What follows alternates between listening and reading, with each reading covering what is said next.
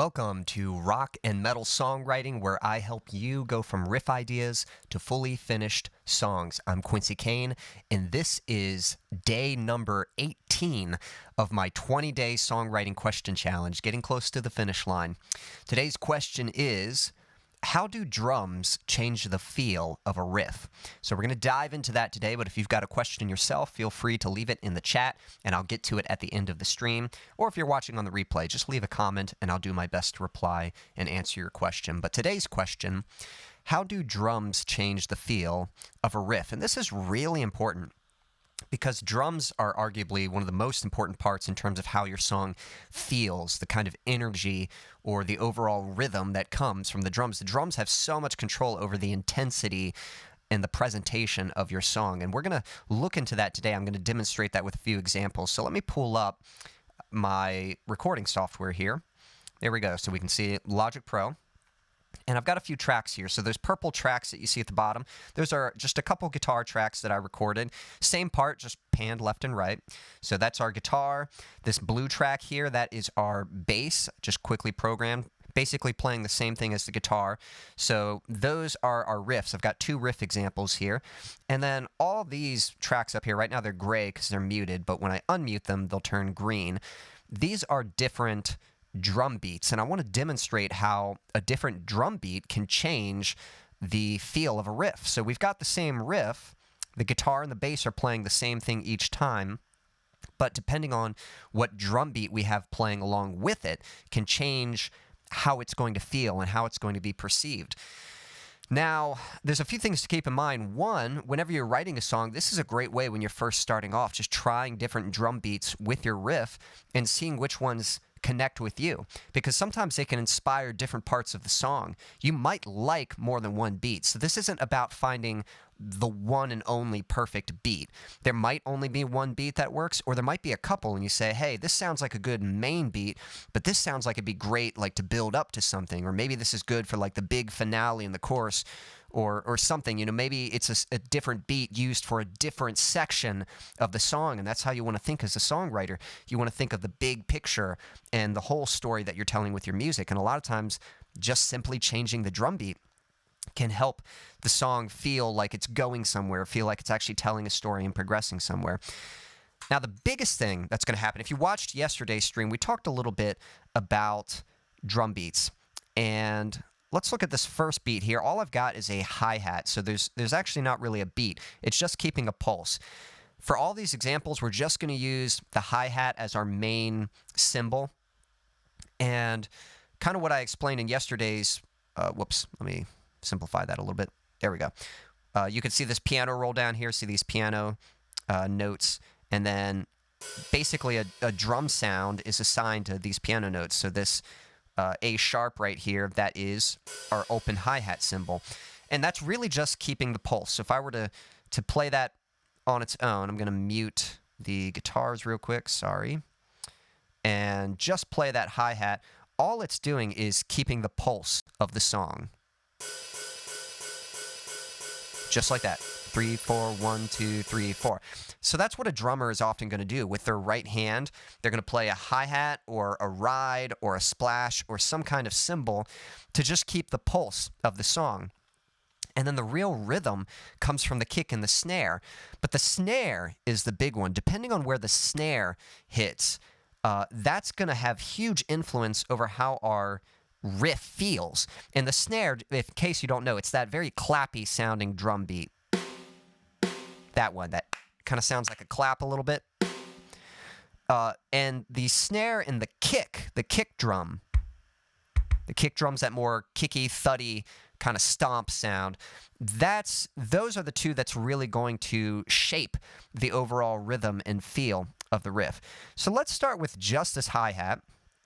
Actually, let's listen to the riff first. So here is our first riff. This is just a very metalcore, kind of a fast metalcore riff, so you can almost think of it as something very thrashy, very energetic, a lot of drive to this. Let's listen to the riff by itself, just the guitars and the bass.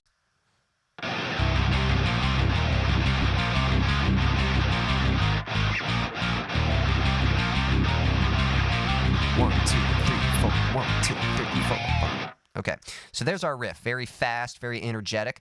So if we just played the hi-hat, if we were just keeping the pulse with that, here's kind of how it would sound.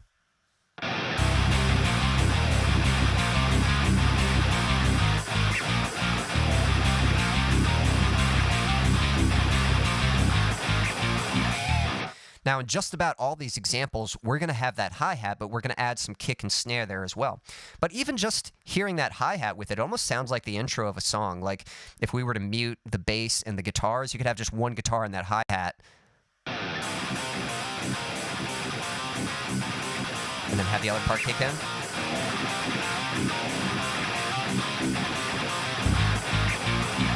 So it kind of sounds like it's like getting the song ready before it actually kicks in. So that's just the hi-hat, no actual rhythm from the kick or snare. This next beat, now we've got kick and snare, but the focus of the snare is on the 3. Now, what do I mean by that? When we're counting the beat, we count 1, 2, 3, 4, 1, 2, 3, 4. On this beat, the snare is hitting on the 3. 1, 2, 3, 4, 1, 2, 3, 4. Okay, so if I bring up our drum beat here, let's have a look at this. So this is our hi-hat right here, if you can see those notes. Above here, here's our snare. So they're pretty spread out because it's only happening on the 3. 1, 2, 3, 4. 1, 2, 3, 4.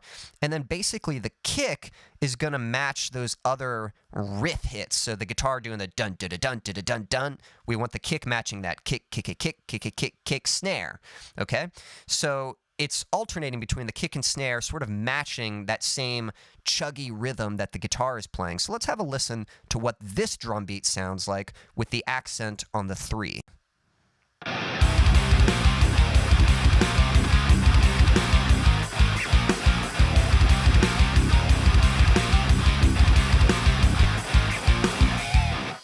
Okay, so kind of, I don't want to say a breakdown beat, not like a heavy breakdown, but definitely a more like kind of settled in beat. You know, it doesn't necessarily have that sense of urgency. It feels a little more settled in. That's just the best way I can think to describe it because the accent of the snare is on that 3. Our next beat, we have the accent of the snare on the 2 and 4.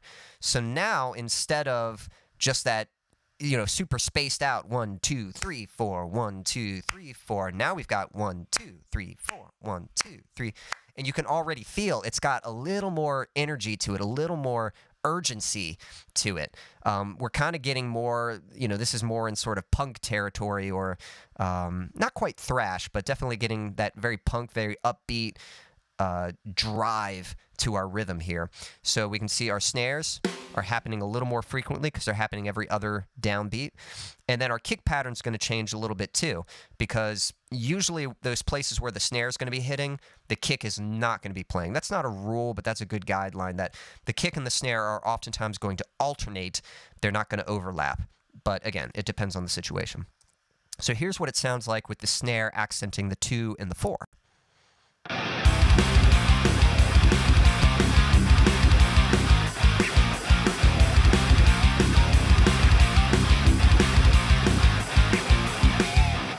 Now, I don't know if you can tell, but that's obviously the right beat for this song. Not that it matters, there's no rule, but that fits so well. The riff already has a lot of high energy to it, and then here we've got this very high energy drum beat that fits really well. So the 3 wasn't bad, you know, it fit, and that might even work for a section of the song, but you can tell it's not really the right beat for the song. It doesn't match the same urgency that the riff has.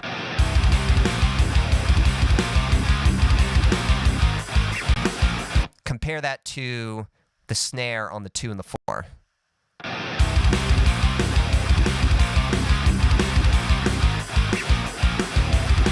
Just a lot more urgency, a lot more energy. Well, guess what? We can double that up even more. So this next beat here, we've got the snare on all the downbeats. So the downbeat is where you're counting the 1, 2, 3, 4. That's the downbeat. Okay, so now we've got a snare on every single downbeat. So we're going pop, pop, pop, pop, pop. So that's doubling it up.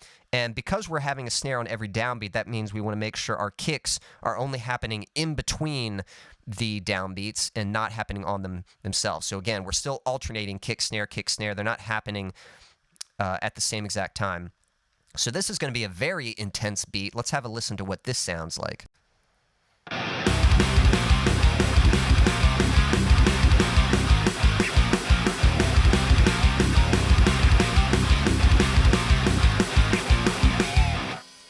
we go. So now that one's pretty cool. It's like, all right, that has a similar energy to the other one we listened to. It kind of matches the urgency of the song, but it's almost... There's so much going on, it almost doesn't feel quite settled in. And so what I would say is this is a great beat for another section of the song. I would say this 2 and the 4 sounds like the main beat of the song, like when the song has really kicked in and you're in it. You know, that sounds like a verse right there. That sounds like you are in the song. But then if you're about to build up and go into a chorus or a heavy breakdown, you might go on all the downbeats. You know, it's like, all right, you know, building up the intensity, you know, it's building anticipation for something. You could even have that happen first and then settle into that 2 and that 4 beat or whatever it might be. So that's what's cool about kind of going through these different beat variations, is you might find a few options that you like, and you can sort of decide, oh, I like both of these. Let me find different places in the song where I can use them, because that's all they are. They're just kind of tools for you to use. You don't have to use all of them. You just kind of pick the ones you like and do your best to make them work. All right, so that's the downbeats. The next example is the upbeats.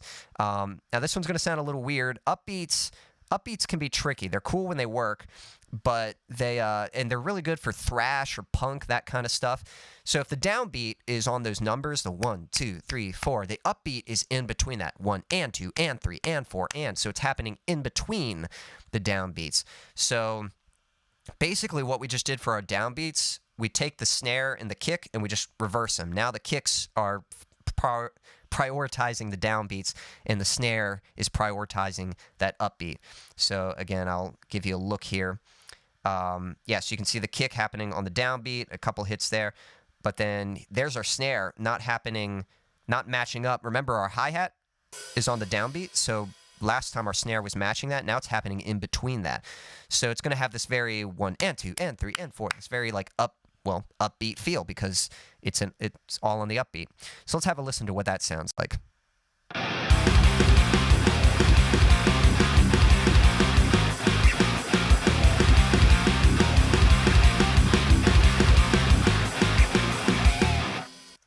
Now, for this particular riff, maybe it's just a little crowded. There's too much going on.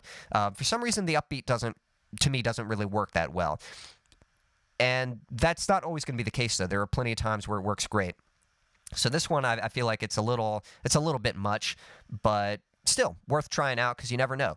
That's the thing. You never know if you don't try it. So sometimes you might have an idea for a beat, and it's worth trying out. I've even surprised myself before, thinking like, oh, there's no way that beat's going to work, but I'll try it out and be like, actually, that's kind of cool, and maybe with a few tweaks, I can get it to work for the song. So, you know, never be afraid to just experiment and try something out. I've got one last beat example for this riff, and that is a tom beat. So this one, if I remember, the snare is on the 2 and the 4, so it's just like our 2 and 4 beat, but this time, instead of a hi-hat, I've moved the hi-hats down to this floor tom. Let's see, why are we not getting sound? There we go. Okay, cool. So it's on this floor tom. And I wanted to bring this as an option because drum beats don't just have to be with cymbals. Sometimes you do have a tom beat of some sort. And tom beats, it might be... I mean, you could use them however you like. It might be good for a verse, might be good for a pre-chorus building up to something. You might use it in your actual chorus, whatever it is. But tom beats are an option. So I wanted to demonstrate what a tom beat might sound like with this song. So here we go. This is a tom beat.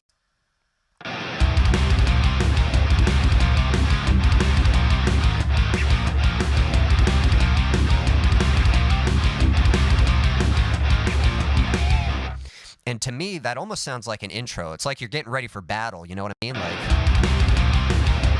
all right, here we go. And then, you know, you could kick in with the cymbals, and then kick into like the downbeat, or, you know, the actual cymbal beat with the hi-hat. So, yeah, that's another tool that's worth mentioning. And you can hear how you get a different feel. This beat and the 2 and 4 beat are technically the same, but just by changing the hi-hat to a tom, you get a different feel. So here's with the toms. And here's with the hi-hat. Same beat, but we're just changing the right hand.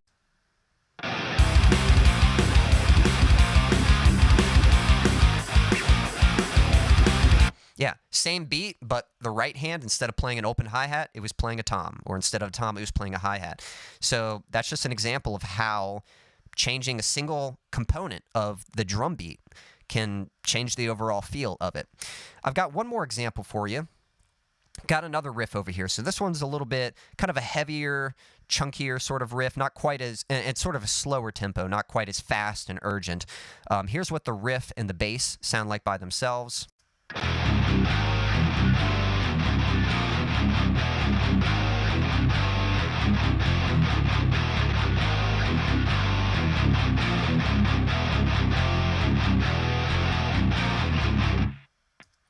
Stan, appreciate you in the chat. Stan was saying options are nice, don't want to become mundane. And that's right. This just gives you options, and it helps keep the song interesting. It doesn't change it drastically to where it sounds like a totally different section, like a totally new song. It still sounds like the same song, but it's enough variation to keep it interesting and help the song feel like it's actually going somewhere, and you're not just hearing more and more of the same thing over and over again.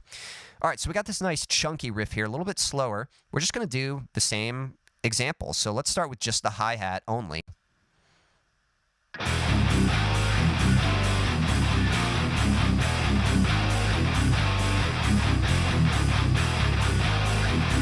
And again, just that hi-hat alone sounds like you're counting off for something, like you're about to kick into the song. So just a hi-hat in a single guitar would be a great way, and then have the rest of the band kick in. So that might be an idea for an intro or building up for a heavy breakdown or something like that. Here's our 3 beat. So again, now the snare is accenting that 3 beat. 1, 2, 3, 4. 1, 2, 3, 4.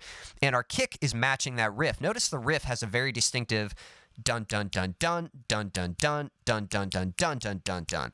So that's all we're doing with the kick and snare. We're just trying to match those hits. Bum bum bum bum bum bum bum bum bum bum bum bum bum bum. But where we put the snare is going to depend on the pulse that we want. So in this case, if we're accenting on the 3, we're going to go 1 and 2, 1 and 2 and 3 and 4, and 1 and 2 and 3 and 4. So the kick is kind of filling in those extra spaces, dun dun dun dun, and then we have the snare on the 3. So let's have a listen to what that sounds like.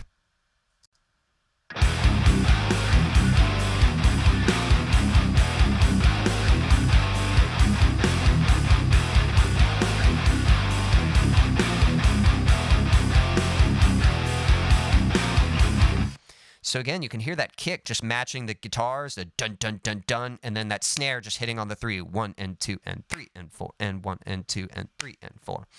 Okay, let's double it up. Let's do the 2 and the 4. So now our snare is on 2 and 4.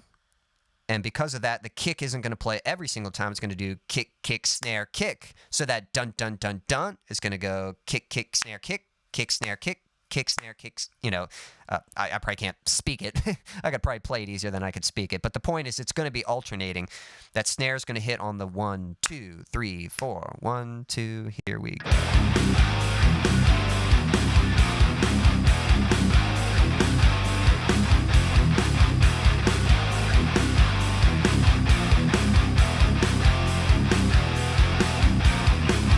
And that's a cool feel, man. You know, that sounds really hardcore right there.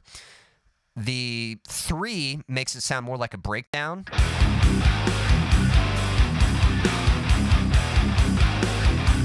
You know, you want to build up and then you come in, and that's going to be your breakdown beat. But if you want to start to pick up the tempo, pick up the energy, switch to that 2 and 4. Now it feels like you're kind of trudging along.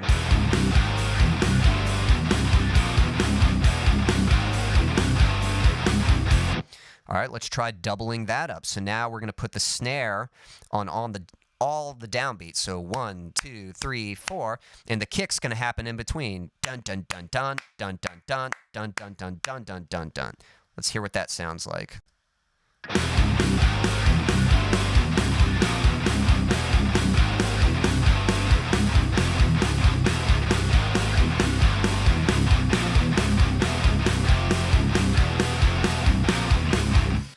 And again, kind of sounds like it might be setting up for something, building up for something. Just creates a nice sense of urgency. And then last one, this one's probably going to be a little weird, but we're going to try the upbeat. So we're kind of reversing that. So the snare was on the downbeat, the kick was on the upbeat. Now the kick is on the downbeat and the snare is on the upbeat. Let's hear what this one sounds like.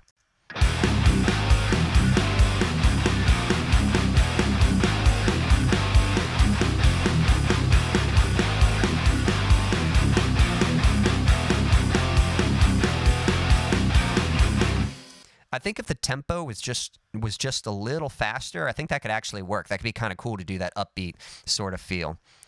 And then let's try one more. We're going to do the toms. I think this is on the 3. Let me see how I programmed this.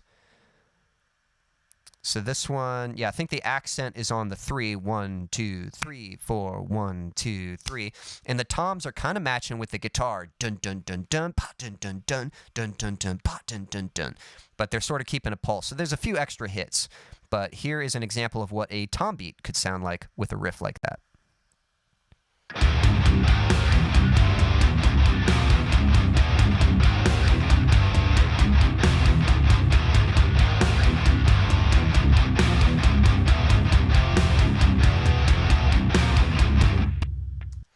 Again, those tom beats just sound like you're preparing for battle, man. It's like, if you're getting ready for the breakdown, you're trying to get the crowd hyped up, That's like the way to do it right there. You start bringing those cymbals in, and then just dun dun dun dun dun dun dun and they kick in with your breakdown. So again, you can kind of try these out, sort of pick and choose your favorite, and use them to help arrange your song. You can let one beat sort of set up the main beat when you feel like it actually kicks in. So this is just a small example. These are kind of like the main foundational beats, but there's so many different variations you can create with these. It's not like your snare just has to be on the 2 and the 4. You might have it on the 2 and then have it on the upbeat after the 4. You might do more like a skip kind of snare, like a breakbeat kind of snare beat sort of thing. Or you might have the snare come in at really odd times that are matching with the riff. There's a lot of ways you can get creative. I wanted to show you sort of the main kind of foundational beats that you might use. But absolutely, you can start with one of these and then tweak it. Even this example here, like I'm just using hi-hats the whole time, but you can obviously use other cymbals. You can use splashes and crashes to accent certain moments of the beat. You can throw fills in there. There's a lot you can do with the drums, but you still want some kind of foundational rhythm that sort of helps the song feel like it's settled in something. Like, okay, this is the main beat that we're in, and then everything else is just icing on the cake, but you need a good cake first. So hopefully that makes sense. And hopefully that gives you some examples of how the drum beat can have incredible influence over whatever riff you might have. So that's going to be all for today. Again, if you have any questions or any tips yourself, feel free to leave them in the comments section. And if you feel like you're ready to take your songwriting to the next level and would like to work one-on-one with me, there's a link in the description to apply for a free coaching call. That's all for today. Until next time.